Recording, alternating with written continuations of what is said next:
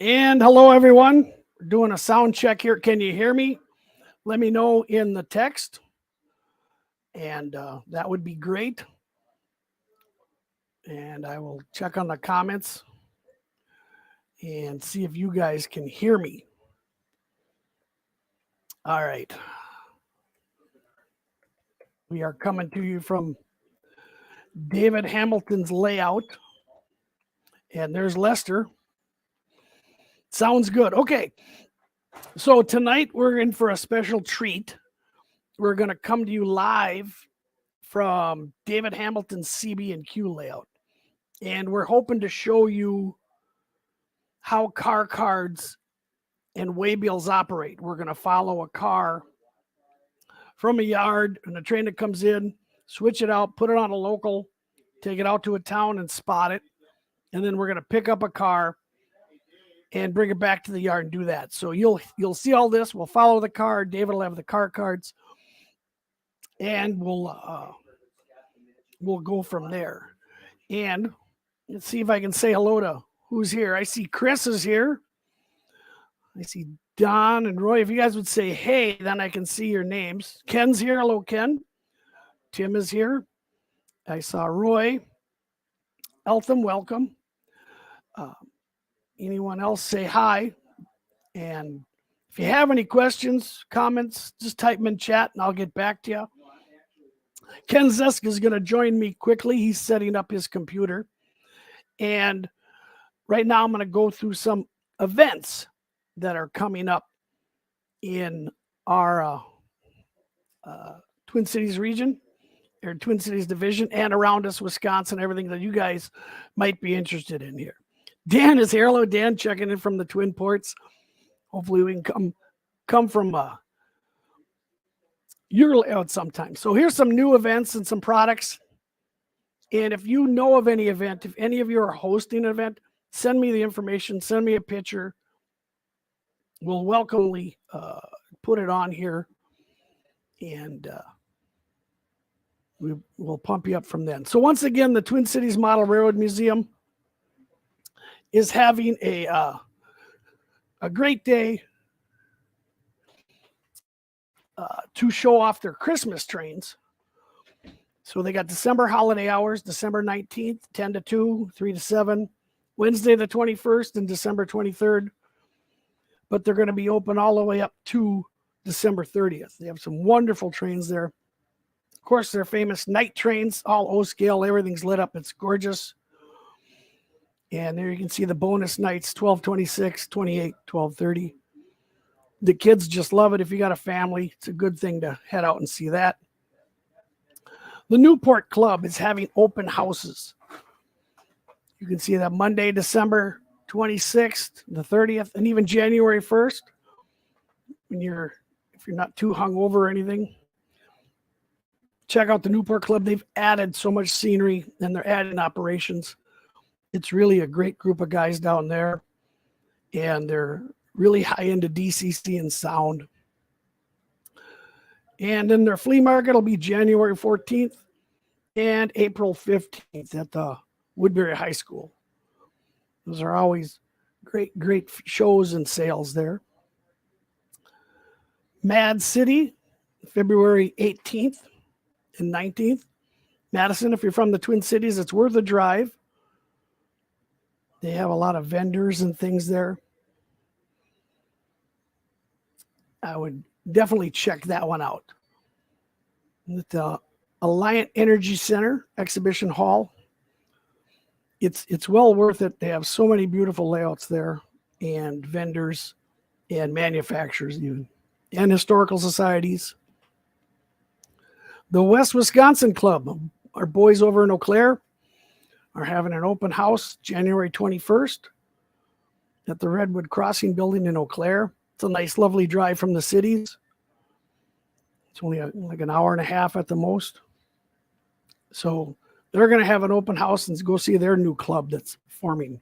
Maybe we'll talk them into becoming a NMRA club, 100% like North Metro. And the NMRAX is coming back January 14th. Going going to be 8 hours virtual clinics, 10 to 2, 5 to 9, from all over the globe, basically. And there'll be breakout rooms. So after someone gives a clinic, Dan wanted to give a clinic on the Wisconsin Central after his clinic, there'll be a breakout room with Dan, and you can go one-on-one and talk to him about that. If Ken was going to give a clinic on the clinch field or N-scale modeling, it's really great for you to have some one-on-one time and not feel rushed with somebody who has all this information. And new products. We're going to sponsor Mind Mount Models. They are making Craftsman kits and also some other lovely parts and details. I checked them out. They are NMRA program. You get discounts if you're an NMRA member. If you go to the NMRA site, you can see what % discount you get. And Ken wanted me to show this, that they're coming out with their storage racks. And these are O and S scale now. I've built these. I put these in my diesel service area. I put them on the rip tracks. Wonderful little laser cut kits. Go together, paint real easy. And they look like hundreds of other things you've seen out there in real life. And we want to push what we call the NMRA interchange. And you can join for free. And each region and division has a channel. And there are many more specialized channels. And there's also voice and video channels. So if you wanted to go live like this, you could gather a group of people and just chat from all over the country or the world. You can go on there and promote your events with your Facebook groups, anything on your channel. There's a lot of promotion things on there. There's a lot of help areas. If you're having questions on modeling, wiring, scenery, ballast, prototype questions. If you're in the achievement program, there's specific channels just to ask that and so much more. So if you copy that on the bottom, you can sign in and we will put you in the correct region and division that you belong in so you can see your friends, but you can also go visit all the other ones from across the country and across the globe and across Canada. The Twin Cities division is probably one of the more active ones on there because Ken has kind of volunteered us to be the guinea pigs. So I would check that. I would do that. And don't forget to visit our friends at Scale Model Supplies. They have all their new stuff coming in, and check them out. They're very friendly towards everybody. And I wanted to showcase this photo. I found it online. I was trying to find out who took it, but this is a fabulous photo of the Canadian Pacific Holiday Train arriving in St. Paul, headed for the Union Depot. It's hard to take a bad picture of that train, but this is absolutely spectacular from a Twin Cities point of view. It was too bad the weather didn't cooperate on the second night. It was around in the Twin Cities. We had a lot of rain. Did anyone here go out and see it? If anyone has seen this train, please comment. Let me know where you saw it and what you thought. And was it a pretty good show? But I saw this and I thought I'd share that with everyone. You got the classic St. Paul, First Bank, Lafayette Bridge, Dayton's Bluff, and this beautiful train with all the lights going by. So we're back to me, and we'll see if my friend Ken is logging in. If not, we're going to power up David and the crew. We have here tonight, we have David Hamilton, of course, Master Model Railroader. We have Lester Brewer, another Master Model Railroader, and Joe Binish. And Ken Zeska will all be joining us. I'm going to hand David the camera here, and he's going to go out and start in on the yard. So it's safe to do it. It's safe to do it. You go. We're going to try not to have too blurry of a camera here. And then we'll show Joe working the yard here. And hopefully you guys will have some questions. And hopefully the audio kicks in on this too. So we will see. And everything here. All right. Let's go to Joe.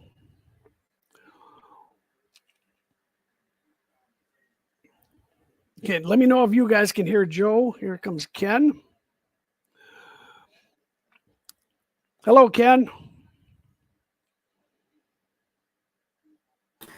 Hello, Tom. I'm here. Can you hear me? You're loud and clear. Fantastic. So we talked about all the events coming up. We talked about the new NMRA interchange. Great. And now we have Joe. I don't know if you can see him there. He's in the staging yard. He's going to bring a train out of staging and into the lacrosse yard. Oh, yeah. So as you can see, we spared all expense to get the best operators we could.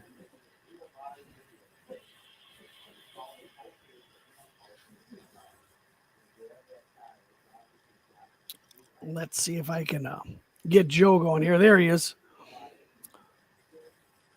I can't hear David, so I'm going to have to work on the sound issues here. All right. Well, Dave's explaining to Joe that he's got some cars there that are priority and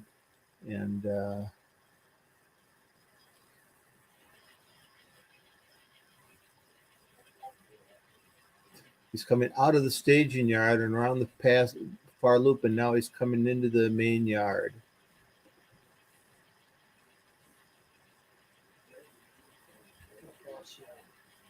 Can't hear Dave talking. Can Dave speak up or speak into? Here we go. Yeah, tell him to speak up. Here come the Jeep 30s. Yep. And let me check the audio here.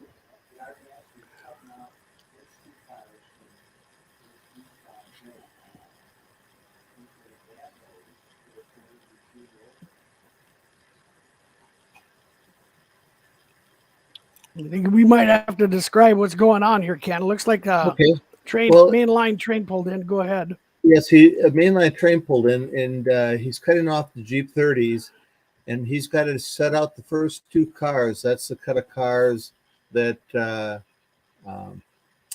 he's leaving here in the yard, and then he'll pick up a cut and continue on.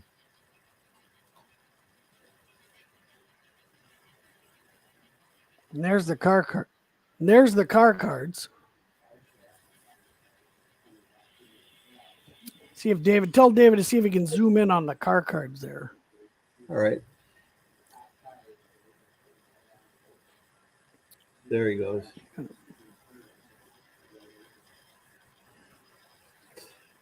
So he uses a car card, and the waybills are in a pocket. Pretty traditional.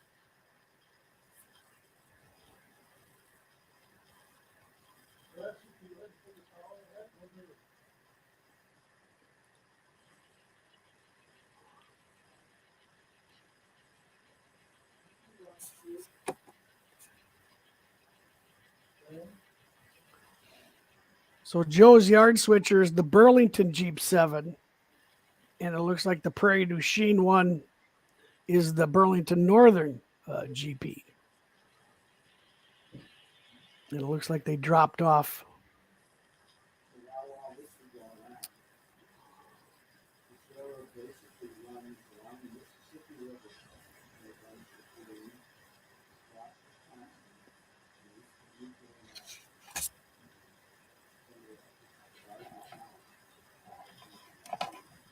Are you hearing Dave's commentary? No, I don't think that his microphone is picking it up.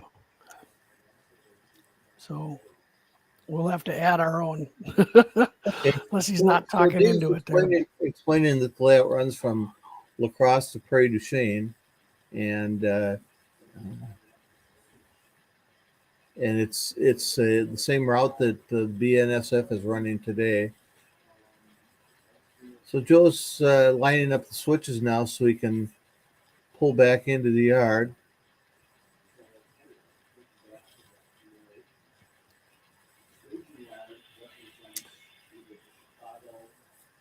You saw Joe take that train out of the staging yard, and that staging yard represents both St. Paul and Chicago.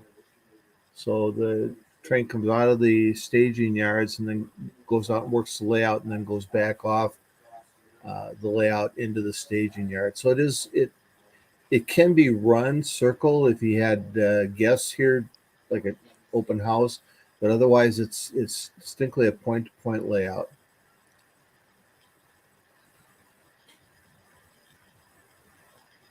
So the Burlington switcher has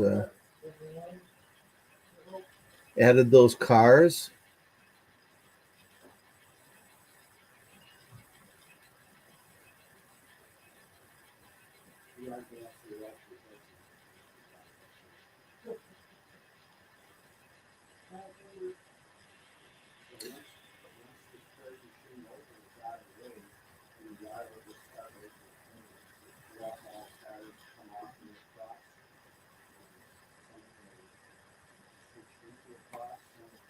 Yeah, I think we're losing audio on Okay. that. Okay, so the train that they're making up right now is the Prairie du Chien local. And so they're adding cars. Can you tell Dave to zoom in? Yeah. Yeah, tell Dave to zoom in on the car cards. Just if you can put the camera, set the camera down and then hold the car cards up to the camera. Okay.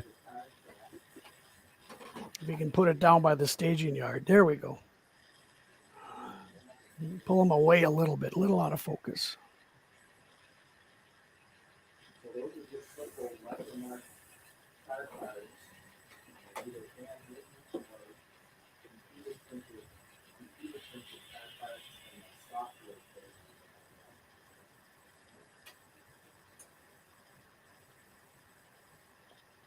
That's the mainline train departing then. That's not the local. That's correct. That's Prairie du Chien local. Right.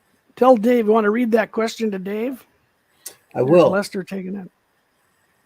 So ask Dave how he determines what the most economical drop-off and pickup is to complete the jobs.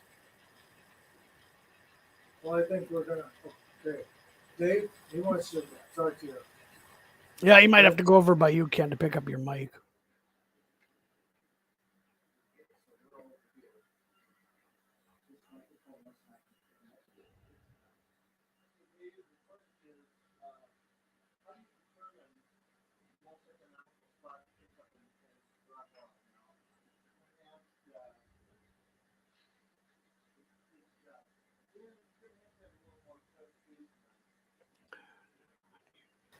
Dan, we have to have a little more clarification on what you're looking for there. Yeah, you just keep going. And I think Tom will cut the camera off. Yep. So Prairie du Chien is just past Stoddard, and he's on his way to Prairie du Chien where he's going to do his work.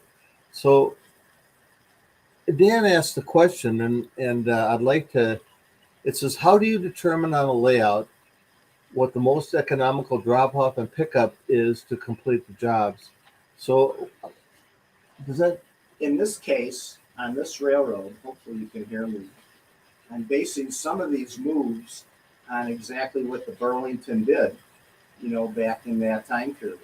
So it didn't make any sense for a manifest train to depart the Twin Cities and work all the towns on the way to wherever it was going.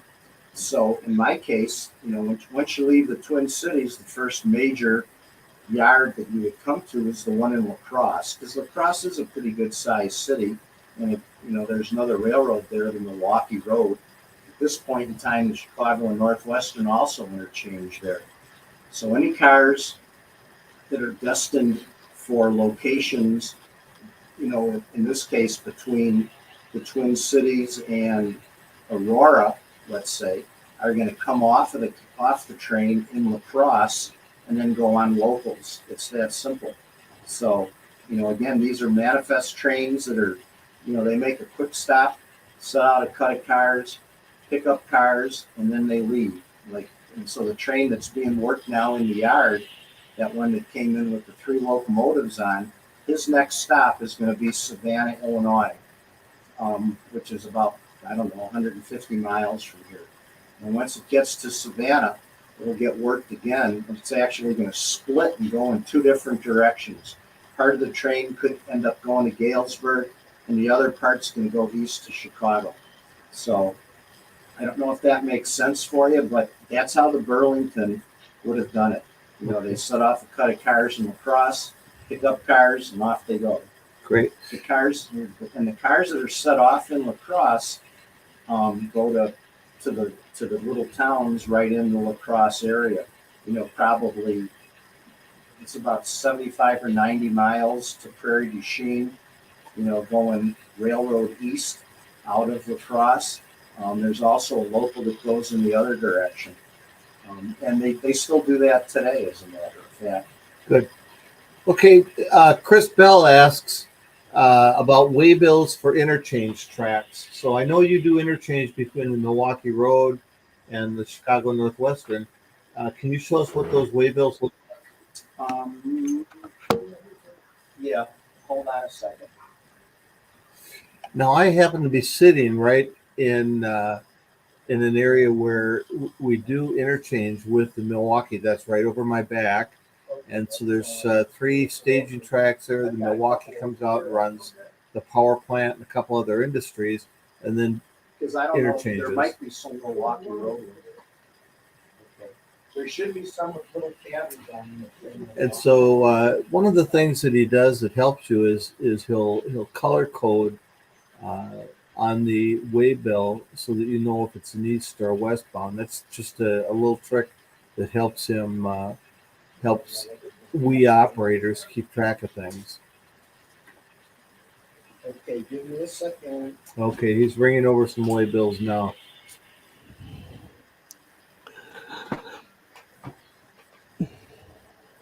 So it's up to the yard master to get the car in the best order, and you just follow the car cards at each stop. Exactly, Dan. Yep.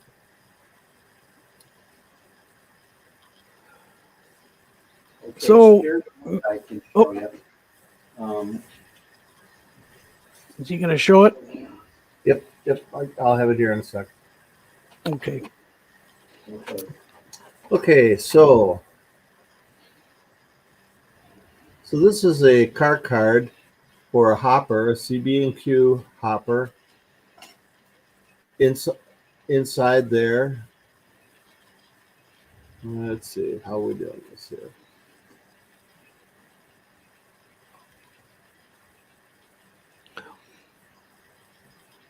Pull her back, Ken, a little bit. Back. And then put your hand behind it. All right.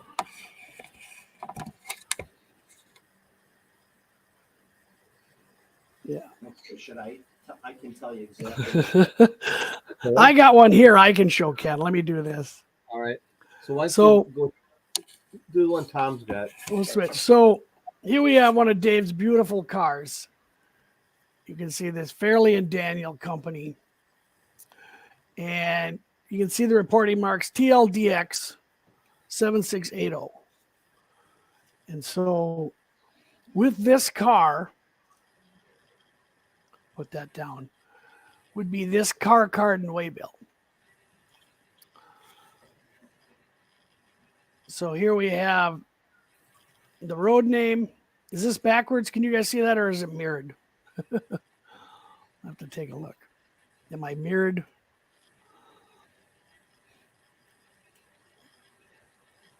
There we go. Okay. Thomas camera's mirrored. Your camera is mirrored. Okay, let me switch this here. It's kind of tough to look opposite here.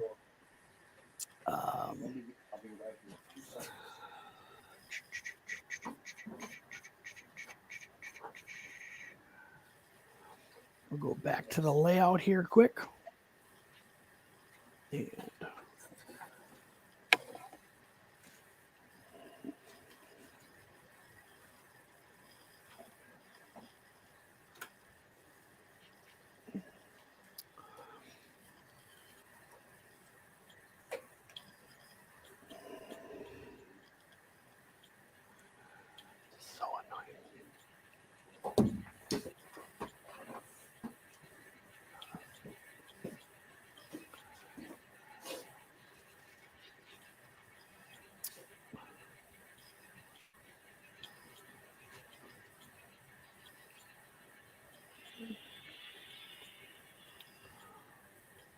Here we go. All right. Now that we're reading in English, so we have the TLDX 7680, and see the type, real simple. We just put covered hopper on there. When it's empty and there's no waybill, we return this east to Peoria, Illinois, and then off to Galesburg. But it's not empty. David, I'll have him put the waybill in here. Okay, so this car was going to go to La Crosse Milling in Cassville. So now we have the waybill in there. And you can see it's going to La Crosse Milling in Cassville. David, what are the numbers here for? Those are car spots. That particular industry has a pretty long track in front of it, and there's numerous doors, and a couple of the spots are specifically for unloading covered hoppers. One spot is for a tank car with like corn starch in it, and the other numbers are for loading dock doors. So if you want to make stuff last a little bit longer, you can assign car spots and say specifically that such and such a car has to go to such and such a spot. That's not necessary, but you know, if you're looking for a way to make the job a little harder, you can certainly assign car spots. If you have larger industries, correct? If you have larger industries. So now, Okay. somebody was asking about actually transferring, interchanging cars. Yes. And again, this is the way I do this. This doesn't mean that everybody has to do it this way, but when a car comes down and comes off in the La Crosse Burlington yard, if it's going to ultimately go to the Milwaukee Road, I put a little tag in it like this that says transfer it to the Milwaukee Road. It's that simple. And during a session, a transfer train will go from the CB&Q yard over to the Milwaukee Road yard, and it can run whenever it needs to run. It's not scheduled. It might have 3 cars, it might have 9 cars. It could run at night, it could run in the daytime. I just sort of wait until there's enough cars to transfer, and I insert those little assignment things randomly. You know, there's no set pattern, and it's that simple. You know, I try to keep this as straightforward as I can, you know, as opposed to making it needlessly complicated.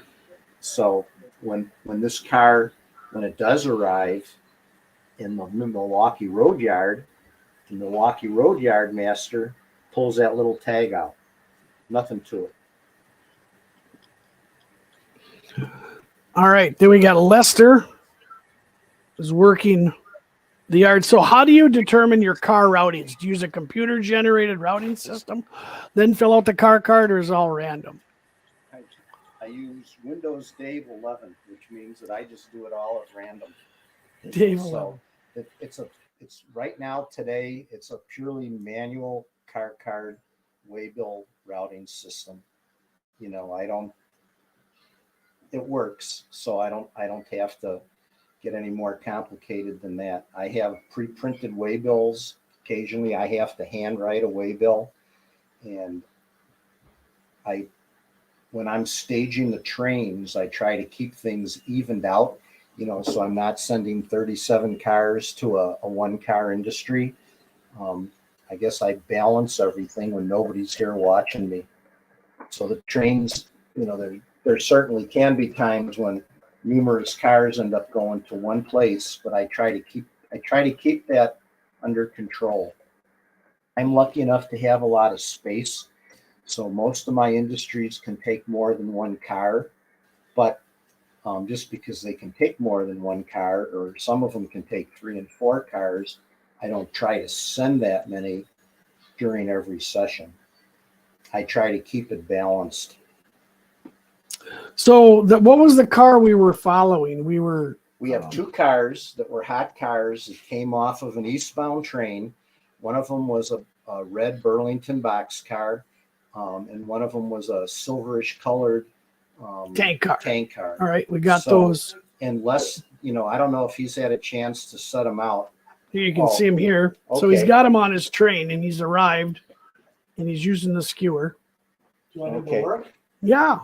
Yeah, we just can't pick up the microphone on the one. So Oh, so you weren't able to hear me when I was. yeah. So Ken is on that camera now then. So Ken's over there watching Lester. We're zooming in. Joe's got it. So he came from La Crosse to Prairie du Chien. Yep.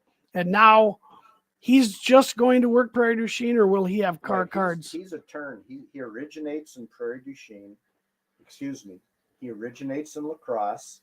And let's, for the sake of today, the train runs 4 days a week. So it goes to Prairie du Chien in the morning. It works Prairie du Chien. When he's done, it's a turn. So he comes all the way back to La Crosse. So it's called a turn, which is an out and back. Right. It's an out and back. So Again, some of this is based on Burlington practices. I mean, I certainly take a lot of license, but if you got in your teleporter today and went to La Crosse, you'll see that tomorrow or Sunday or Monday, there's going to be a train that originates in La Crosse and actually goes to Prairie du Chien. They do that today. They did it 50 years ago. Certainly the volume of traffic is different, but today the real city of Prairie du Chien has a 3M plant. They're actively switched. There's a lumber yard there that gets loads of lumber. There's a sand load out on one end of town. So there's a number of places today in Prairie du Chien that are actively switched by the Burlington Northern Santa Fe, or BNSF if you prefer. But this is 1970. So guess what? There's actually more smaller places that get cars. We have an oil dealer. We have a scrap yard. We have a 3M plant. So I bent the rules there a little bit. We have a lumber yard. We have a big grain elevator. And we have a canning place that, oh, by the way, has a gruesome casket building. gruesome casket. Gruesome casket. What's that? So we have a question for you here. Sure. Do you have any wild cards, such as adding passenger traffic or a track not accessible to add obstacles?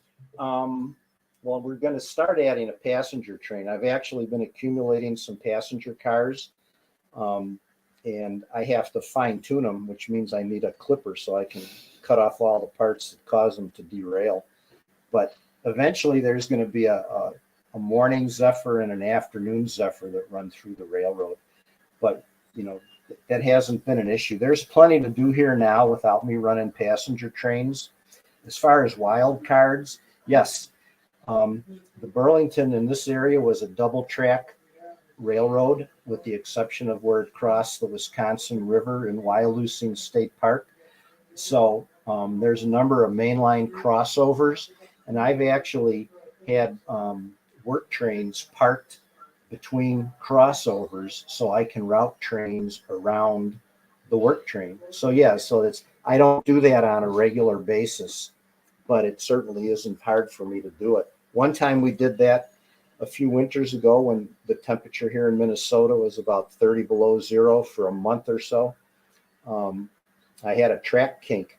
Rather than fix the track kink, I routed all the trains around it. Realistic things. So I want to go back to Ken Borowski's question about determining car routings. Did you dig into the Burlington route, car movements or anything? Where did you find anything that showed what traffic was generated between La Crosse and Galesburg? There's I did take some information off of the Burlington Route Historical Society industry list. They have any one of a number of industries listed on there in all the towns. Like, you can sort it by state. I do not have any wheel reports, that give like super accurate counts for the third week of October in 1947, but I didn't think that was necessary. So, do you have any engine and caboose cards? Maybe you can show when you give someone a packet. yeah, I'll go get one. We'll go get one and we'll hold that up. I see Yeah. Lester spotting our two cars here. He's over there switching into looks like some sort of lumber yard there. And Dave has Katie's but he has so many different locations uncoupled that he's using the skewers. His whole layout's within reach. It's very nice. He's using the ground throw switches. There's one.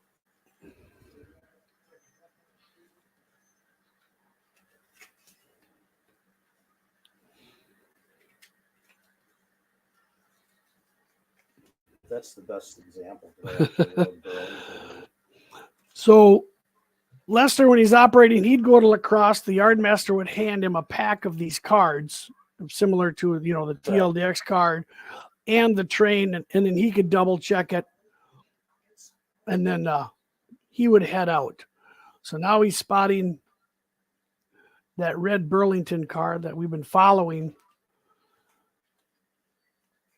And we can show you that car card. Once he spotted that, there we go. So this is what do you call this? It's actually a job description card. Okay. When he spotted that car, will you go get it? Because they didn't see it in the beginning. It was too. And we'll show you guys a job description card here. Some of the written instructions are always helpful during an operation session. If any of you guys are operators, let me know what you use for written instructions. Put it in the comments. What do people pay attention to and what they don't pay attention to? That's always been a battle I've been fighting, as well as some other people. So Like, that's okay. the card that came off in lacrosse. All right, let me switch here. We'll go back to this. So this is the car. And here's the car card. That we were following. Is Burlington 21324. So this is the red car. And I'll carefully hand that back to Dave.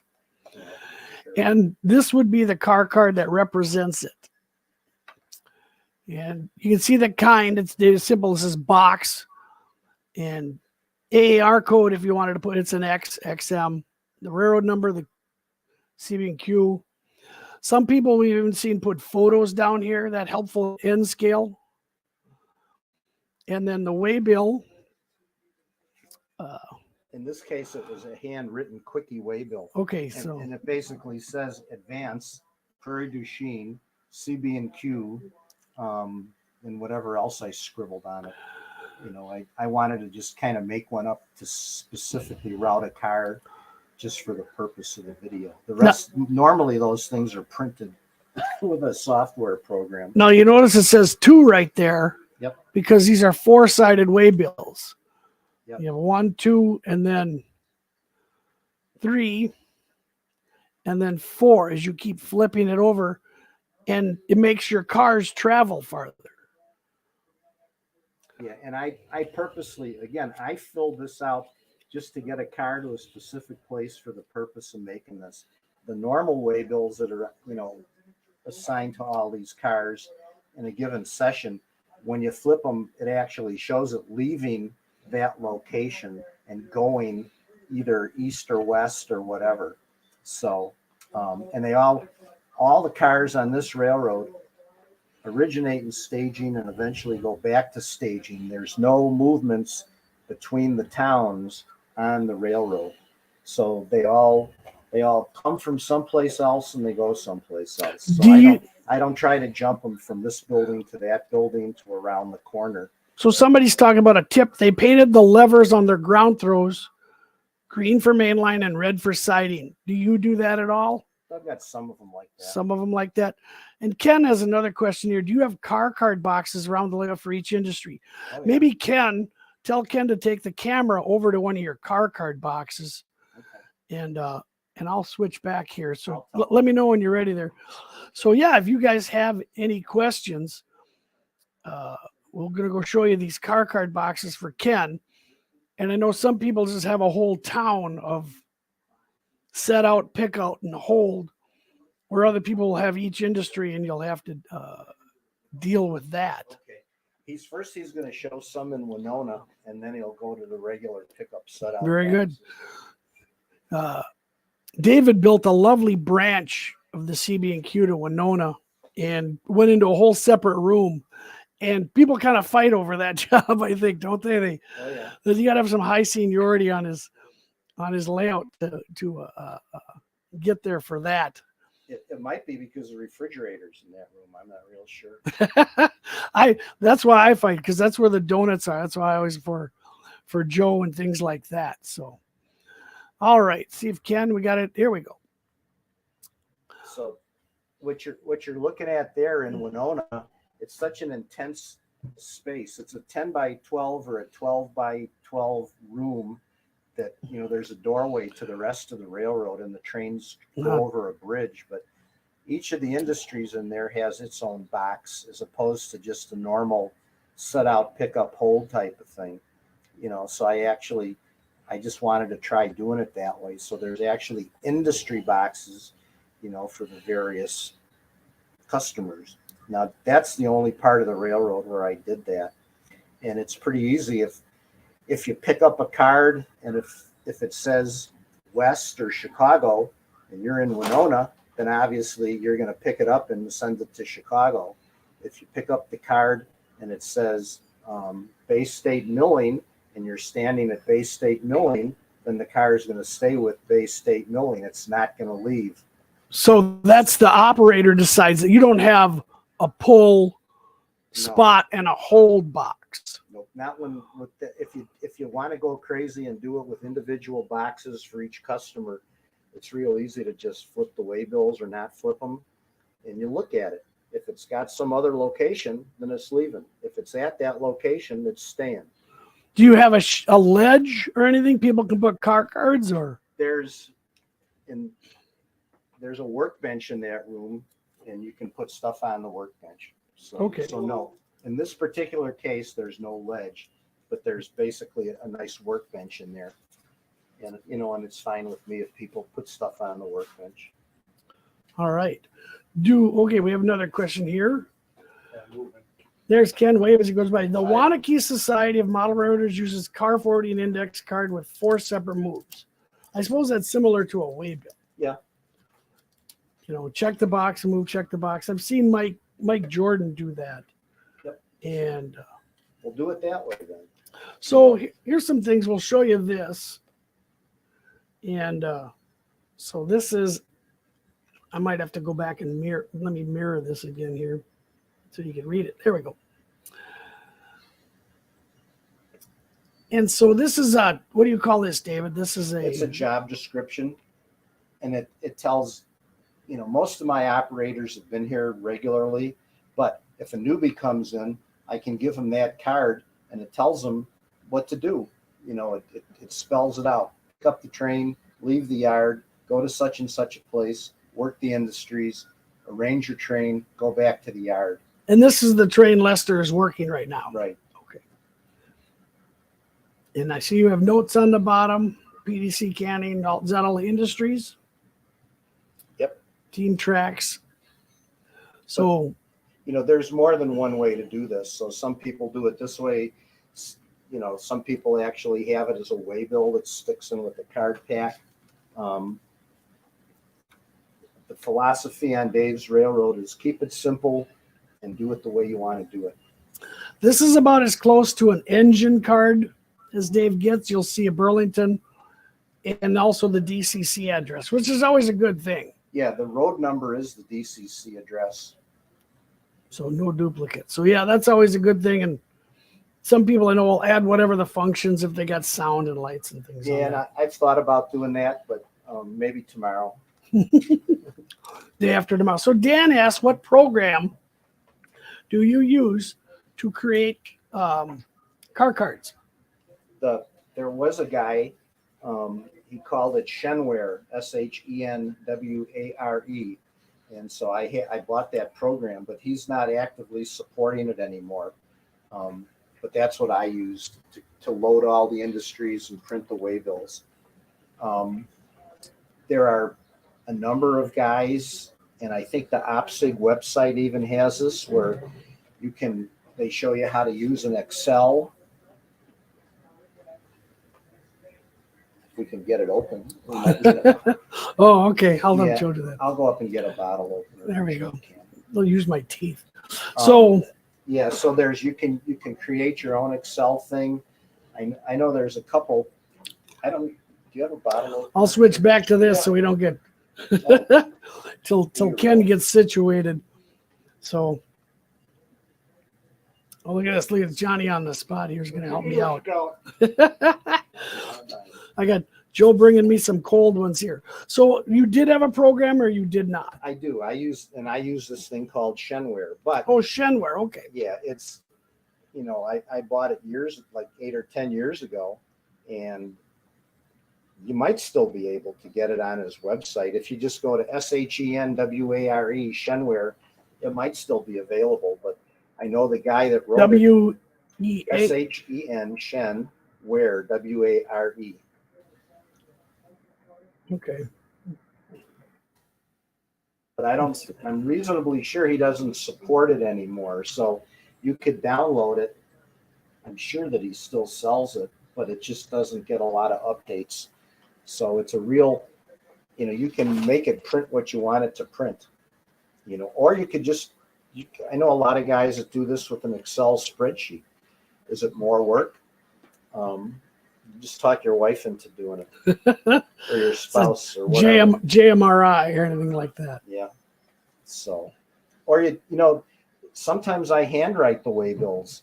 So in a pinch, as long as you have the information, whether it's a computer printed deal or you handwrite it, and just as a comment, just because you have a computer program that can print waybills, you still have to enter all that information, and you still have to create the way, where the car is going. You're not going to get a computer program that's automatically going to do all this stuff for you. Until you get the railroad set up, there's a certain amount of labor that's going to go into it, trying to come up with a flow of cars and destinations and whatnot.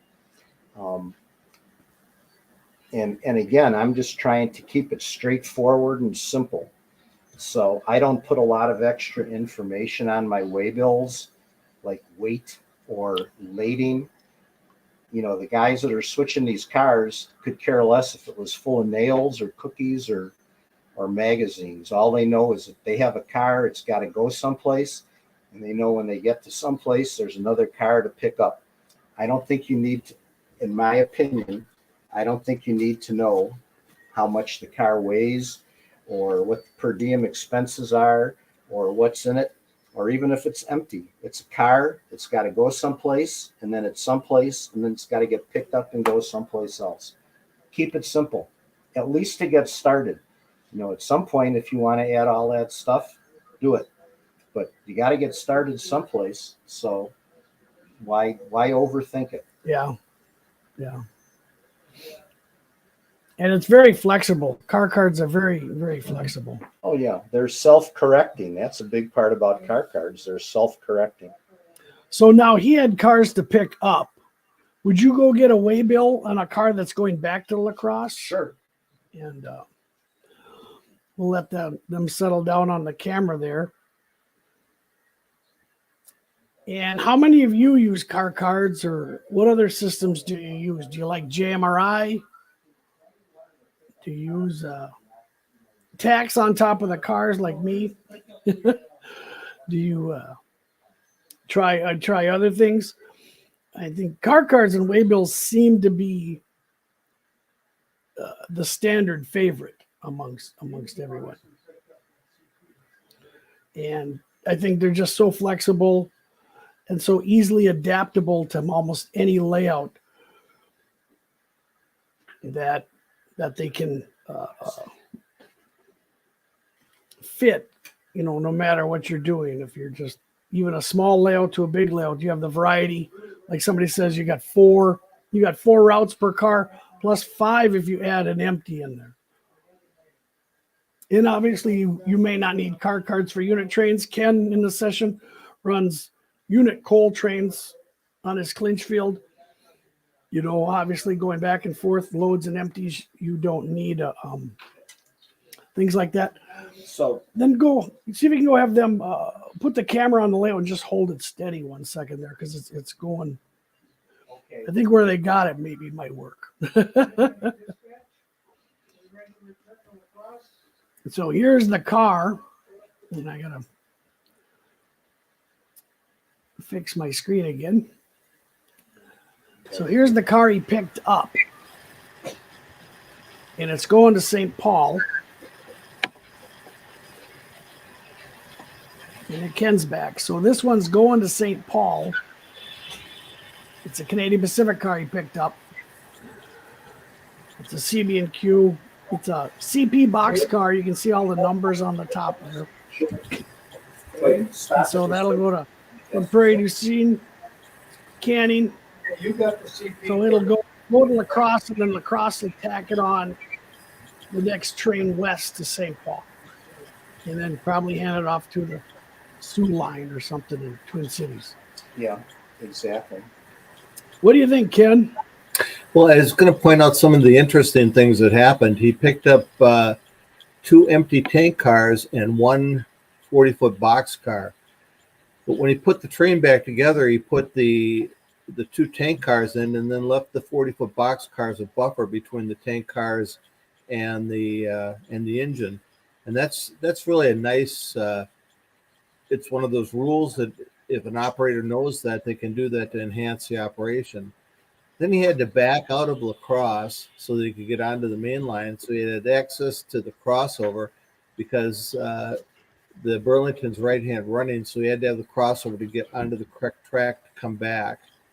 So now he's waiting for the signal from the dispatch, and he'll come back right in front of us again on the way back to La Crosse Yard. So it's a simple out and back job. Very good. It's a lot of fun, and I'm sure during a regular session, there'd be other road freights you may be dodging. Trains that are going from La Crosse to Galesburg and Cicero, right? Because they go 2 destinations south Exactly. on the busy Burlington route. Yep. Yeah, we Yeah, normally Dan- run Dan made a in a comment given about session, pinning there's the 4 levers. mainline trains. What was that, Ken? I was going to say, Dan made a comment about painting the levers on the ground throws.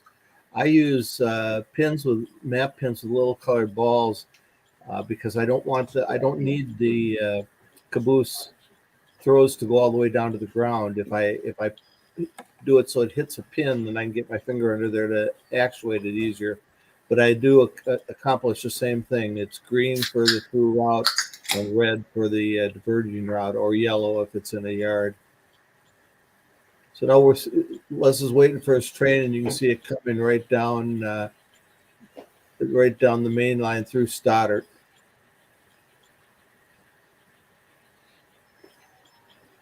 So he has permission to come back into the yard, and He just said you want to during a regular operations session, if he was coming back and there was time, he could probably take another train out or run a main line train. Exactly right. Dave's layout, you can run on numerous trains, or you can be into some interchange somewhere. Yep. You need a couple of greens to get in. Yeah, and Okay. and so he stopped right there, waiting for the signal into the yard. You need a green. First, I'm going to show him the panel. Oh, He's going to show us the panel first. All right. We'll go back to the 2 jughead views here. I'm going to get a cap like that. Yeah, I'm gonna do that. I need a cap like that to cover up my dome here. Well, I do want to apologize for the audio tech difficulties. We're still working on having better connection through my laptop. Heath and I were working Okay. on that. So And Dave's hopefully we'll do more visits and things. Yep, Dave's showing us the There it is. dispatch Okay, let me. now. And then I'm going to All right. Let me flip the mirror again there. Here we go. hold this.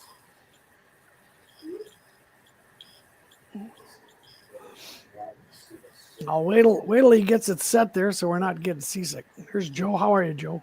I'm great. And I'll come You get having fun? Okay, And he's getting ready. Oh, here's Ken. yep. So he's hit the button, and now we have a green. And so Les is going to be able to continue into the La Crosse yard. No, we have one signal left. All right. There's a yard signal. We have yet to approach. Well, there he goes. He's going by. Let me hide Ken's comment here for a bit. We can watch the Burlington roll by. And the little alcove there is the home to the Chicago Northwestern and the Milwaukee. It's a Yes. fun little operations in there. Beautiful. It's fun back here. And straight ahead is the lacrosse layouts. And you see the pictures on the walls are the You gonna give me a red? CB&Q advertisements you can see behind Ken there. You want to be a Burlington man, but David has some beautiful CB&Q posters and things like that. So, all right, Ken uses car cards and waybills with old line graphics. Well, that's a good source. Mine block cards for a unit train. That'd be interesting. Maybe we'll get our act together and we'll get to go see the Clinchfield and N scale here. Regular cars that have destinations of current movement highlighted like Dave. You only need to do with the car. The other info, what's in the cars, but not necessary. Yeah, that's more for yourself. If you wanted to do that. Yeah, Ken has a wonderful system. There's Joe in the yard. He's kind of out of focus there. Put your hand in front of that camera there and we'll.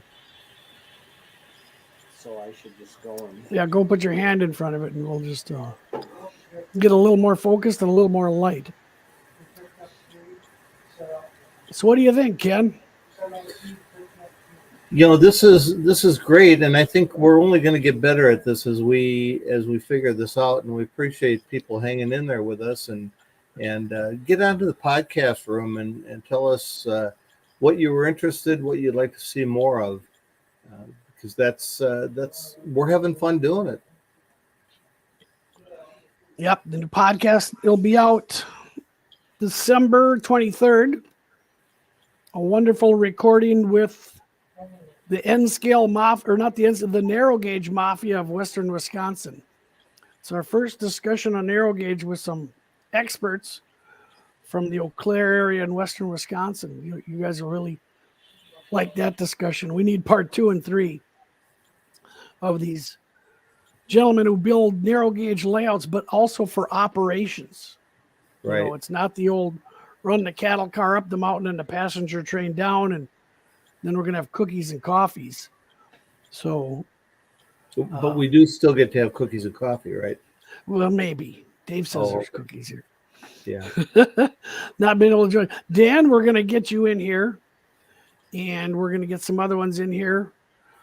Now I want to go back here to this comment where he has a tablet for a throttle, and the switch list is at the bottom of the screen. That's kind of like an all-in-one. Ooh, that's neat. That's really high tech. And I just want this on record that we're going to go get Ken's when we'll figure out some better audio and visual and go see his beautiful Clinchfield layout. Yep. And you can check out Ken's layout in a number of social media places. And Pivot that camera around. Just yeah, go find some scenic and we'll show whatever you want, but just have it steady. yeah, it's Okay. Hey, I wanted to. Yeah, it might be dying out. But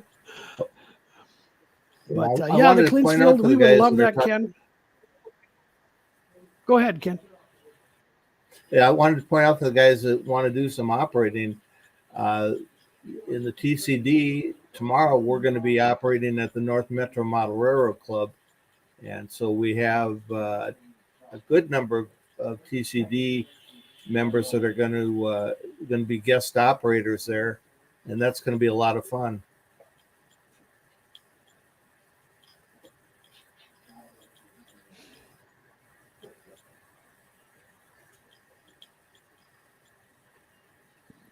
Let me see if I can put in this. We're also going to have our second operators retreat.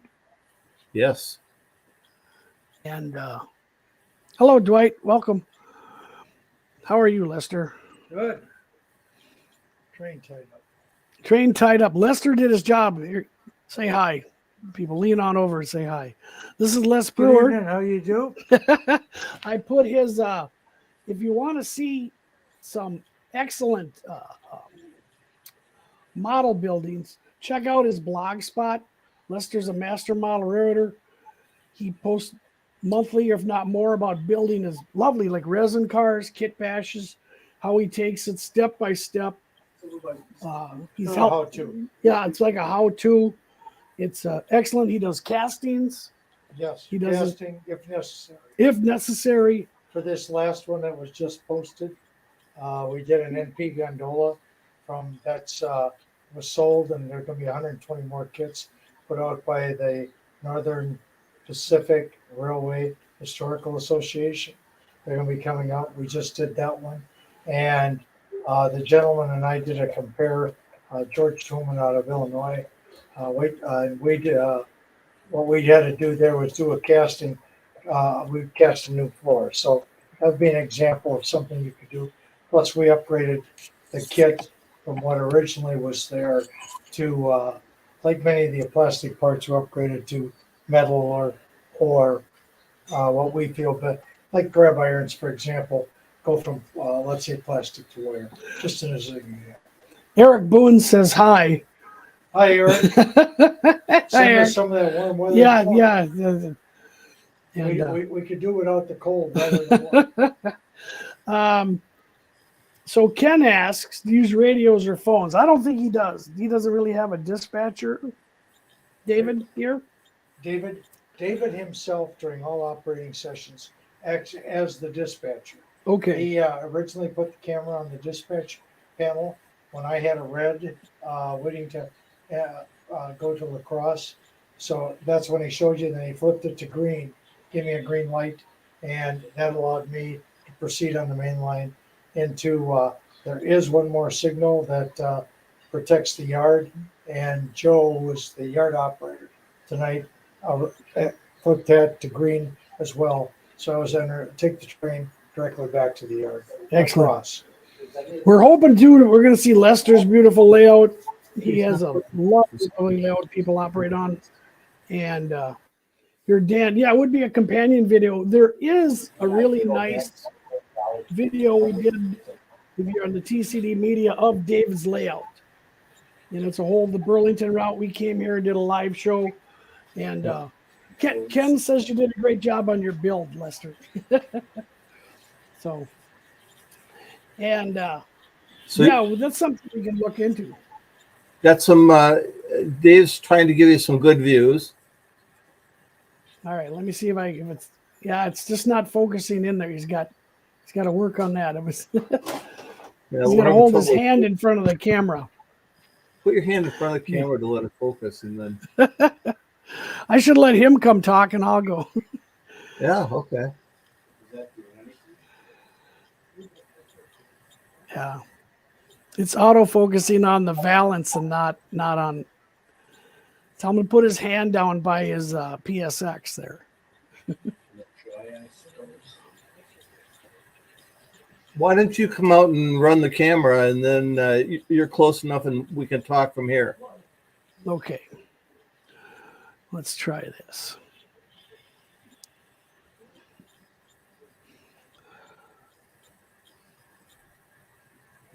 Tell him to bring it. If he brings it back to me, bring it in here, and I'll see what's going on with it. Because Bring the camera into Tom. It may just be dying. We've been going an hour, and it just may be out of power. So if this is the end, then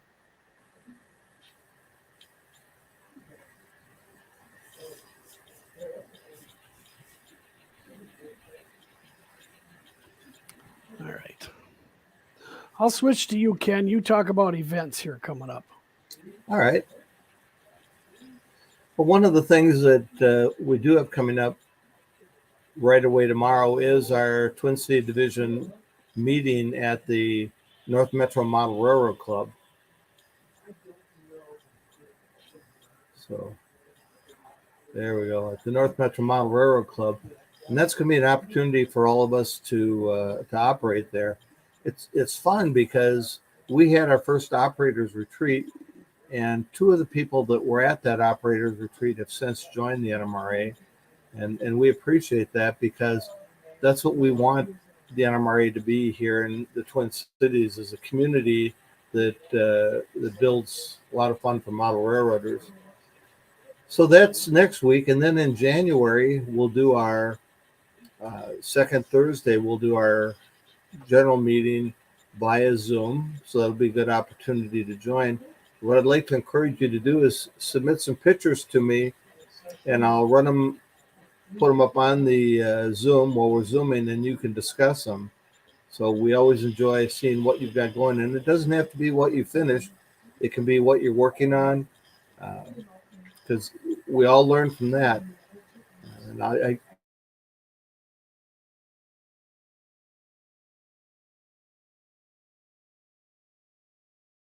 And we're back now. yeah, The okay. Wi-Fi crashed there. So we Difficulties had here today. a presentation by Randy Relander on building a bridge, and he was amazing us with all the little rivets he was putting on. And then we saw the thing live, and it was an N scale, and so you'd go blind if you tried to rivet count on that. So, but that's what we're trying to do is have lots going on in the Twin City Division, so everybody wants to become part of this community. In fact, I see Graham, you're coming here for a visit in May, so make sure you have enough time to see all the. Coming across the big pond. Yep.